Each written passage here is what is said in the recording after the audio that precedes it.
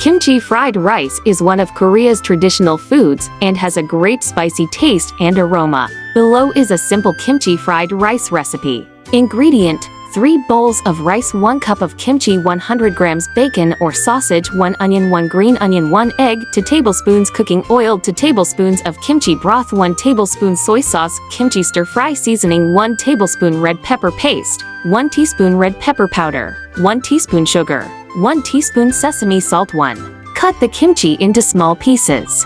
Cut the bacon or sausage into small pieces of about 1 centimeter. Prepare the onions and green onions by chopping them appropriately.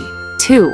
Add cooking oil to the pan and fry the kimchi. Once the kimchi is stir-fried, add bacon or sausage and stir-fry it together. 3. Add onion and green onion and stir-fry. 4. Add rice, kimchi broth and soy sauce and stir-fry. 5. Add kimchi stir-fry seasoning and stir-fry. 6. Add beaten eggs and stir-fry. 7. Lastly, season with salt and pepper. And after the stir-fry is complete, place in a bowl and finish. This way, you can easily make delicious kimchi fried rice. Enjoy!